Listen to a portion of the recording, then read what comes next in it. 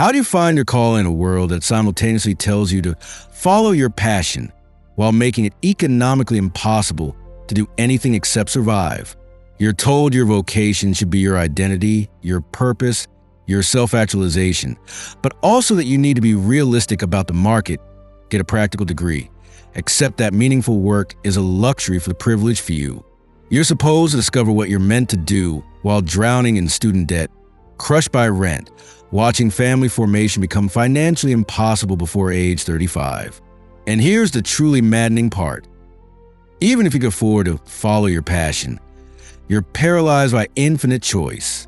Should you optimize for income, impact, prestige, personal fulfillment, creative expression, or just take whatever job offers health insurance and hope you don't hate yourself in 10 years? I know you've spent sleepless nights trying to solve this equation. Maybe you're 24, holding a degree that costs $100,000 and qualifies you for precisely nothing you care about. Maybe you're 35, successful by every external measure and completely hollow inside. Maybe you're 19, terrified to choose a major because you know it will determine everything, and you have absolutely no idea what you want. The career counselors say, discover your strengths.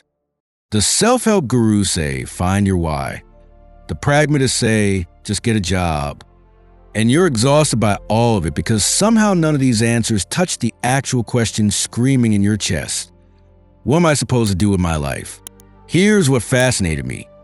G.K. Chesterton faced this exact crisis over a century ago, but he found a way through it that no one is teaching you today.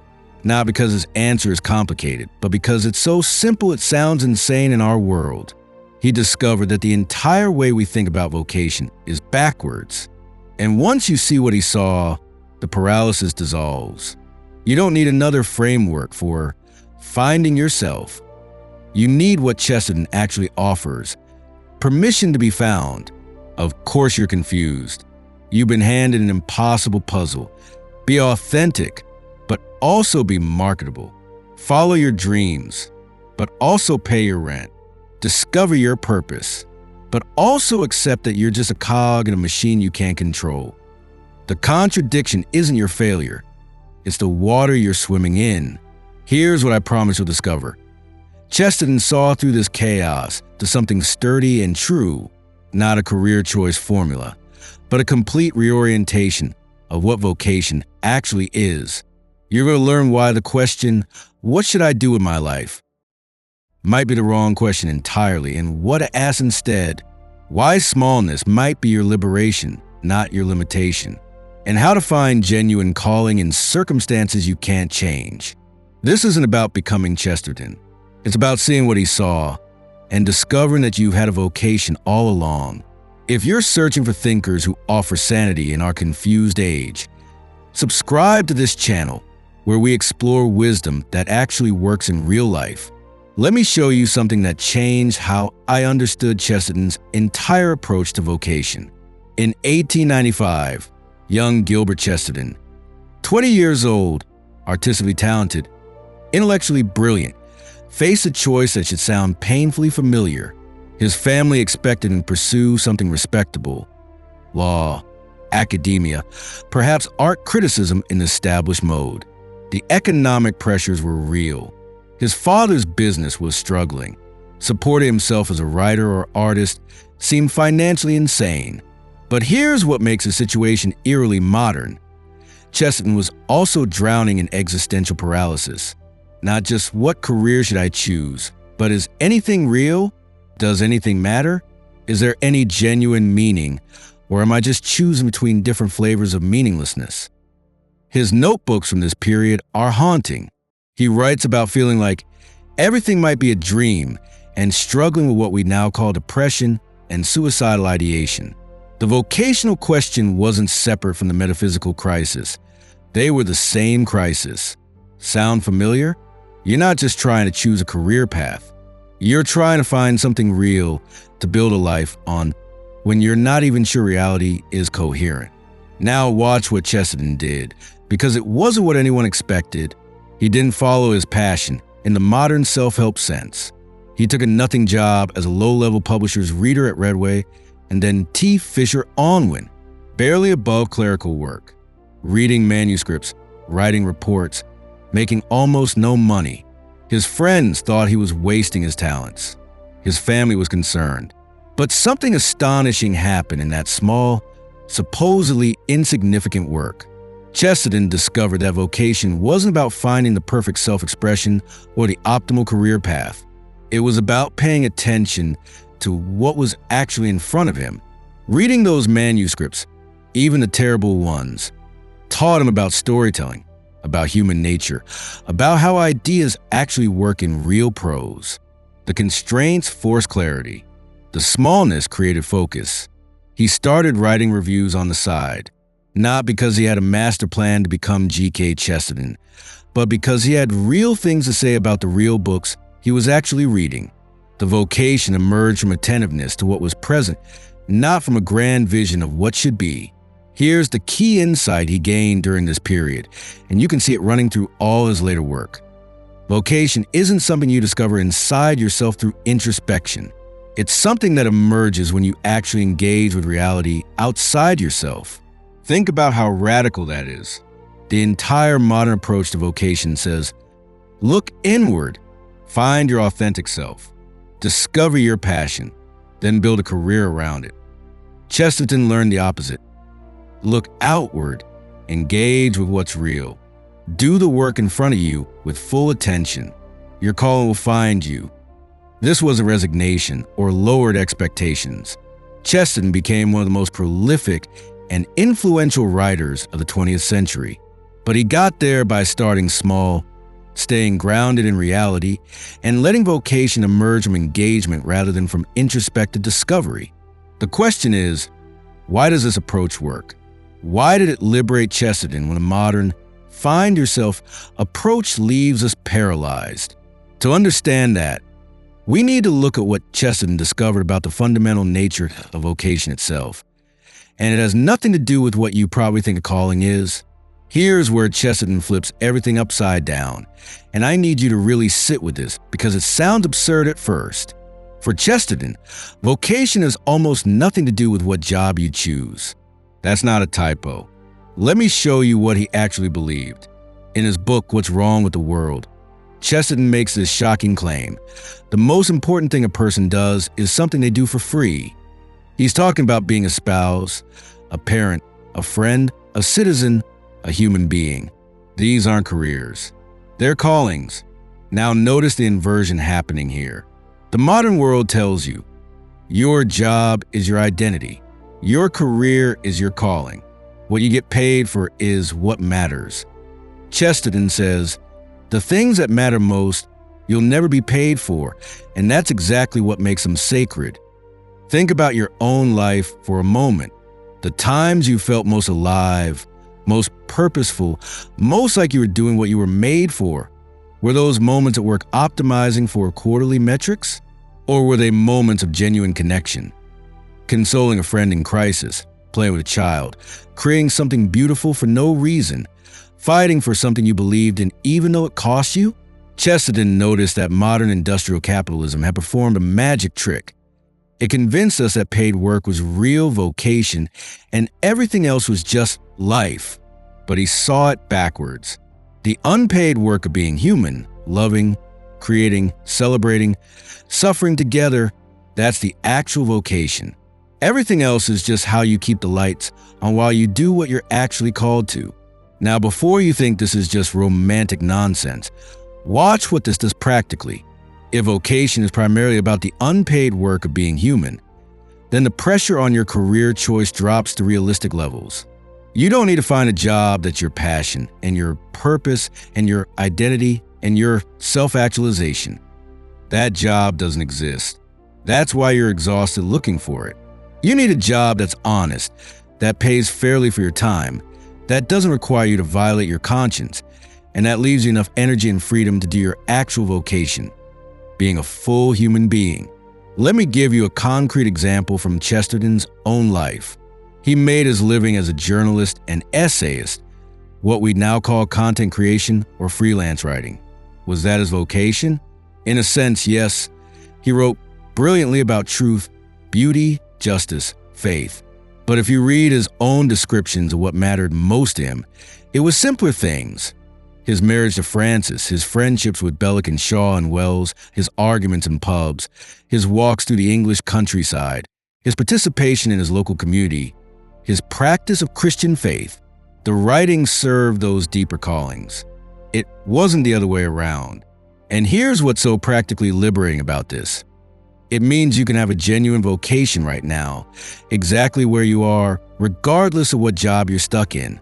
Are you working retail to pay rent while you figure life out? That's not failure. That's honest work that frees you to pursue your actual callings, growing in virtue, serving your community, deepening relationships, engaging beauty, seeking truth. The retail job isn't your vocation. It's what supports your vocation.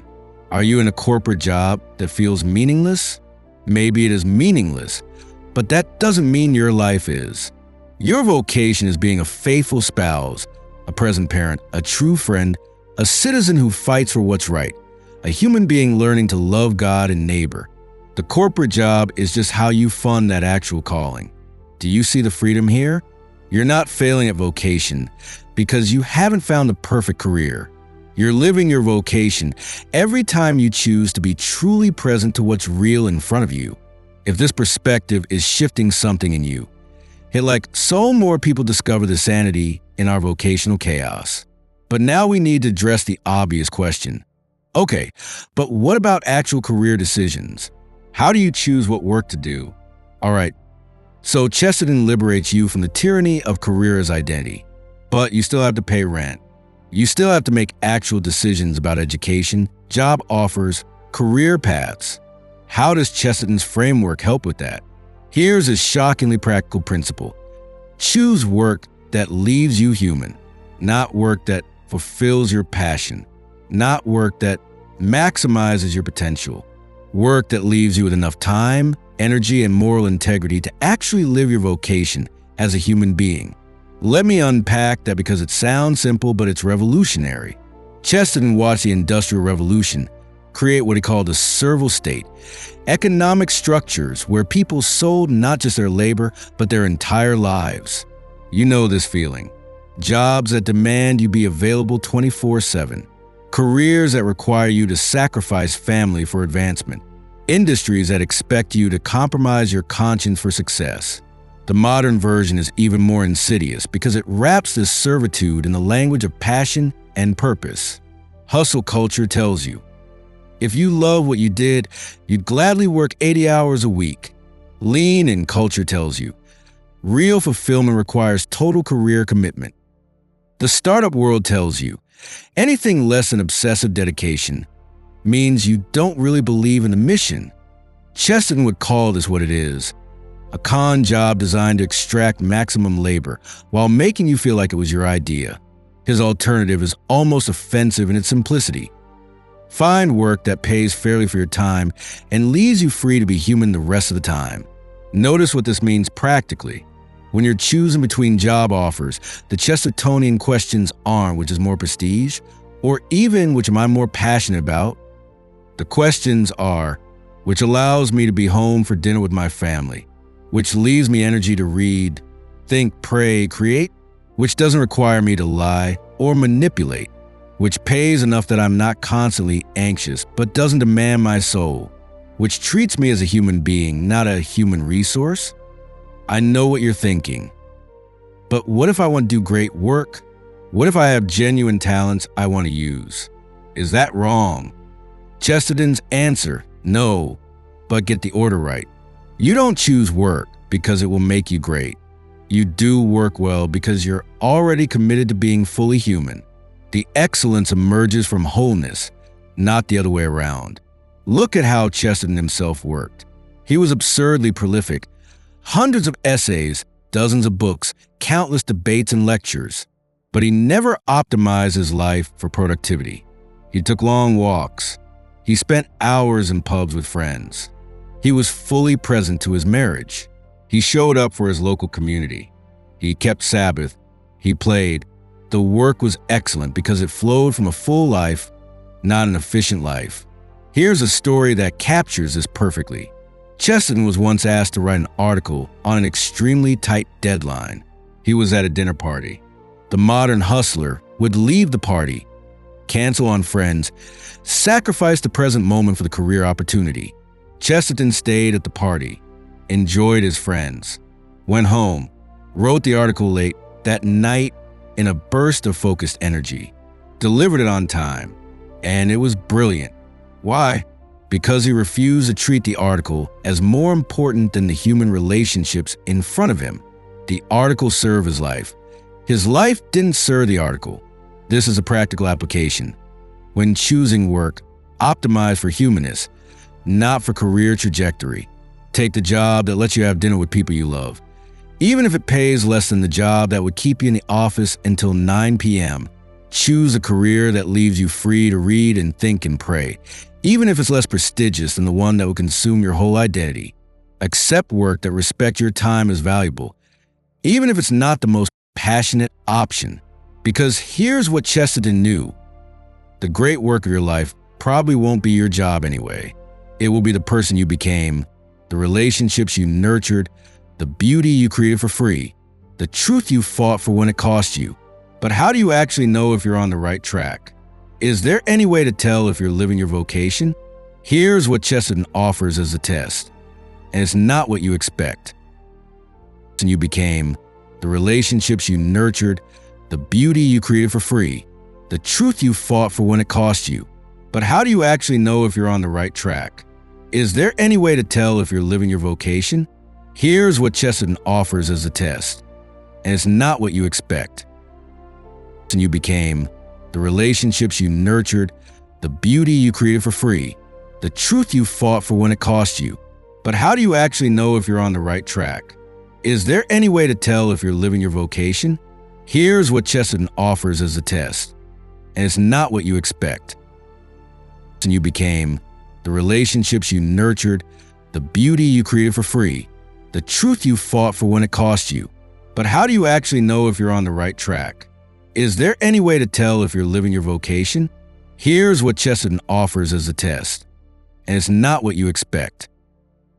And you became, the relationships you nurtured, the beauty you created for free, the truth you fought for when it cost you.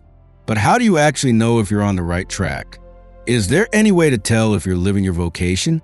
Here's what Chesterton offers as a test, and it's not what you expect. And you became, the cost you. But how do you actually know if you're on the right track? Is there any way to tell if you're living your vocation? Here's what Chesterton offers as a test, and it's not what you expect. And you became, the cost you. But how do you actually know if you're on the right track? Is there any way to tell if you're living your vocation? Here's what Chesterton offers as a test, and it's not what you expect. And you became, the cost you. But how do you actually know if you're on the right track? Is there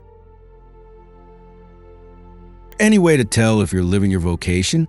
Here's what Chesterton offers as a test, and it's not what you expect. And you became, the cost you. But how do you actually know if you're on the right track? Is there any way to tell if you're living your vocation? Here's what Chesterton offers as a test, and it's not what you expect. And you became, the cost you. But how do you actually know if you're on the right track? Is there any way to tell if you're living, and it's not what you expect? And you became, the cost you. But how do you actually know if you're on the right track? Is there any way to tell if you're living, and it's not what you expect? And you became, the cost you. But how do you actually know if you're on the right track? Is there any way to tell if you're living, and it's not what you expect? And you became, the cost you. But how do you actually know if you're on the right track? Is there Any way to tell if you're living and it's not what you expect. And you became the lost you. But how do you actually know if you're on the right track? Is there any way to tell if you're living and it's not what you expect? And you became the lost you. But how do you actually know if you're on the right track? Is there any way to tell if you're living and it's not what you expect? The sign that you're living your vocation isn't satisfaction. It's not passion. It's not even a sense of meaning or purpose. It's something much simpler and much stranger: gratitude. Let me show you why this matters. In Orthodoxy, Chesterton makes this observation: the test of whether you're seeing reality clearly is whether you can be grateful for it, not just grateful for the good parts. Anyone can do that, grateful for existence itself, for the sheer astonishing fact that anything exists rather than nothing, that you exist rather than not existing. Now watch how this applies to vocation. If you're living your actual calling, even when it's hard, even when it's frustrating, even when it doesn't look like success, you'll find gratitude emerging. Not because circumstances are perfect, but because you're aligned with something real. Chesterton experienced this himself in the most unlikely places: in his nothing job at the publisher, in his supposedly lowbrow work as a journalist rather than a respectable academic, in his normal marriage rather than some grand romantic drama, in his ordinary body rather than aesthetic perfection. He writes in The Defendant, "The most unfathomable schools and sages have never attained to the gravity which dwells in the eyes of a baby of 3 months old. It is the gravity of astonishment at the universe, and astonishment at the universe is not mysticism, but transcendent common sense." Do you see what he's saying? The vocation is to recover that astonishment, to be so present to what's real that you're stunned by the gift of it. Now here's the practical test for your own life.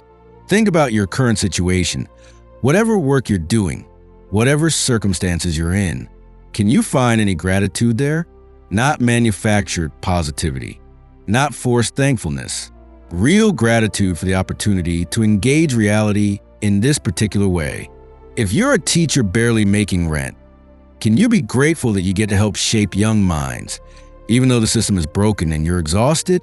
If you're working retail, can you be grateful for the small human interactions, the opportunity to practice patience and kindness in mundane circumstances? If you're in a corporate job that feels meaningless, can you be grateful that it allows you to support your family, to keep your word, to show up with integrity even when no one notices? I'm not saying you should stay in exploitative situations. I'm not saying you can't work for change.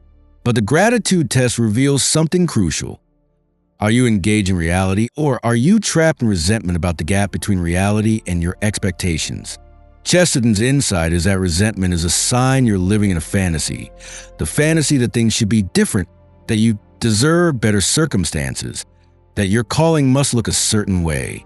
Gratitude is a sign you're living in reality, accepting what is while working toward what should be. Here's a story that captures this. Chesterton once met a man who complained bitterly about having to work as a cobbler. He felt he was meant for greater things, trapped in meaningless drudgery. Chesterton asked him, "Can you make a good shoe?" The man admitted he could. Chesterton said, "Then you have a vocation." The question isn't whether cobbling is beneath you. The question is whether you can see the sacredness of making something well, of serving a real human need, of participating in the work that keeps the world running. The man was offended at first, but later he wrote to Chesterton saying the conversation had changed his life. Not because he stayed a cobbler. He eventually did move into other work, but because he learned to be present to what was real in front of him, rather than perpetually resenting what wasn't. This is a Chestertonian test. Can you be grateful now, in these circumstances, for this particular opportunity to engage reality? If yes, you're on track, even if it doesn't look like success yet. If no, something needs a shift, not necessarily your circumstances, but your relationship to them. But here's what I want to show you next: how to actually make that shift. Because gratitude isn't just a feeling you wait for, it's a practice you cultivate. All right, here's where everything we've discovered becomes practical action you can take today. Chesterton's framework gives you 3 concrete practices for living your vocation right now, regardless of your job situation.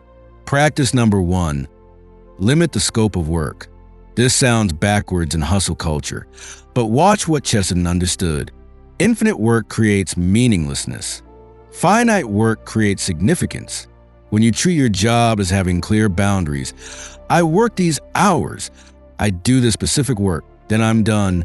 You're not being lazy, you're being sane. You're saying, this work serves my life doesn't serve this work. Practically, this means turn off work email after a certain time. Don't take calls on weekends unless it's a genuine emergency. Protect 1 day a week as completely work-free. When you're with family, be with family, not half present while checking Slack. Chesterton modeled this ruthlessly. He was wildly productive, but he had strict limits. Work time was work time. Pub time was pub time. Family time was family time. He didn't blur the boundaries and call it passion. The paradox is that limiting work actually makes you better at it. You show up focused because you know the time is limited. You don't burn out because you're regularly refilling the well. The work improves because it comes from a full person, not an exhausted one. Practice number 2, do small things with great attention. Here's Chesterton's revolutionary idea. There are no small things if you're fully present to them. Whatever work you're doing today, even if it's supposedly insignificant, even if no one will notice, do it as if it matters completely. Not because your performance determines your worth, but because paying full attention to reality is the practice of being human. If you're answering emails, actually read them. If you're serving customers, actually see them as humans. If you're writing code, care about elegant solutions. If you're cleaning, clean as if cleanliness itself has dignity. Chesterton writes in Tremendous Trifles, there are no uninteresting things, only uninterested people. The vocation isn't to find interesting work. It's to become an interested person who makes any work meaningful through full engagement. I know someone who works as a janitor at a hospital. He could treat it as degrading, meaningless work beneath his potential. Instead, he sees it as participating in healing, creating clean, safe spaces where people can recover. He knows the patients by name. He notices when someone's struggling and quietly alerts nurses. His lowly work has genuine dignity because he brings full attention to it. That's vocational living. Not because janitorial work is his passion, but because he's chosen to be fully human in it. Practice number 3, cultivate gratitude as rebellion. This is Chesterton's most radical practice, and it's deeply countercultural. The modern world runs on manufactured dissatisfaction. Marketing exists to make you feel your life is inadequate. Career culture exists to make you feel you haven't achieved enough. Social media exists to make you feel you're missing out. Gratitude is revolutionary resistance to the system. Every day, practice astonishment that anything exists at all, that you exist, that you have work to do, even if it's not perfect work, that you can think, choose, act, love. That reality is fundamentally gift, not something you earned or deserve. Chesterton's practice was literal. He thanked God for absurdly mundane things. A piece of chalk, a glass of wine, the fact that grass is green instead of some other color. Not a performance, but as training in seeing reality as gift. You can secularize this if needed, but don't skip it. Start every day naming 3 specific things you're grateful for specificity, not vague. I'm grateful for family. Be grateful for your daughter's specific laugh, for the way morning light hits your coffee, for the fact that you have working hands. This practice rewires your brain. Over weeks and months, you find gratitude emerging spontaneously. And when you're grateful, you're present. And when you're present, you're living your vocation, whatever you happen to be doing. These 3 practices transform vocational paralysis into vocational living. Limit work scope. Give full attention to small things. Cultivate gratitude as rebellion against dissatisfaction culture. Now, let me show you what all of this means for your actual life. Starting today, do you see what just happened? We started with that impossible question. How do I find my vocation in a world that makes it impossible? And Chesterton didn't give you a career choice framework or a passion discovery method. He did something more profound. He showed you that you've been asking the wrong question entirely. Your vocation isn't something you need to find. It's something you're already living every time you choose to be fully present to reality instead of trapped in fantasies about what should be. The paralysis you've been feeling isn't because you haven't figured out your calling yet. It's because you've been told that your calling has to be your career, that work has to be your identity, that you're failing if you don't love what you do every morning. Chesterton liberates you from that tyranny. Your vocation is to be human, fully, gratefully, attentively human. Everything else, including what job you take, is just logistics. That job you're working now that feels too small, it's not too small if you're bringing full attention to it. That career path that doesn't feel meaningful enough, it's meaningful if it leaves you free to love, create, think, serve, to do the unpaid work of being human that actually matters. The pressure drops to realistic levels. You don't need to find a job that fulfills every existential longing. You need honest work that pays fairly and leaves you human. Then you live your actual vocation in the margins, in relationships, in small acts of beauty, in showing up with integrity, in gratitude for the sheer astonishing fact of existence. This isn't settling for less. This is seeing reality clearly. And here's what changes. The vocational question shifts from what should I do with my life to how can I be fully present to the life I'm actually living, from what career will make me feel fulfilled, to what work allows me to remain human while I pursue the callings that genuinely matter. Chesterton didn't just theorize this. He lived it, and his life proves it works. From that nothing job at a publisher, staying grounded in marriage and friendship and community, refusing to sacrifice his humanity for his career, he became one of the most influential thinkers of his century. Not despite the limitations, but through them, you can do the same. Not by becoming Chesterton, but by seeing what he saw.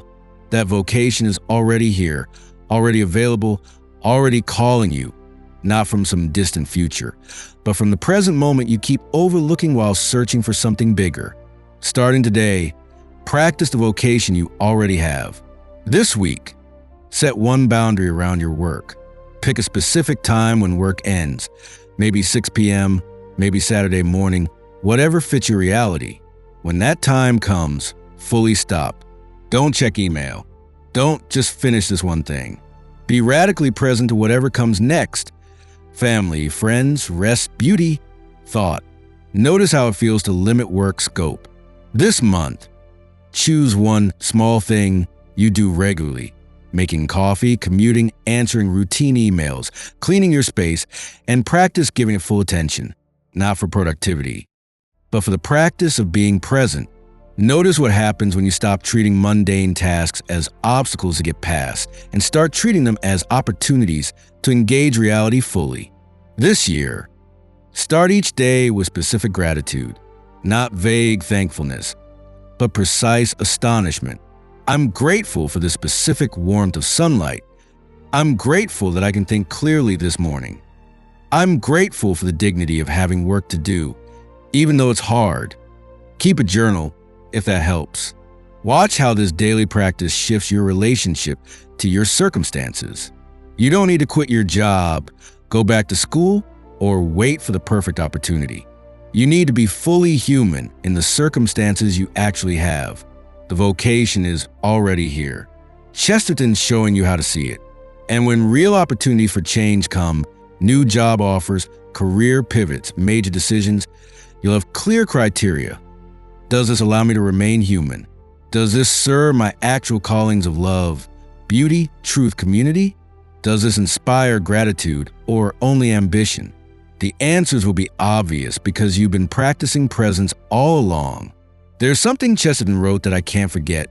The world will never starve for want of wonders, but only for want of wonder. Do you feel the truth of that? Your vocational paralysis isn't because there's nothing meaningful to do. It's because you've been taught to overlook the wonders that are already everywhere. The astonishing gift of consciousness, the dignity of honest work, the sacredness of small kindnesses, the miracle that you exist in a universe that could have been nothing instead.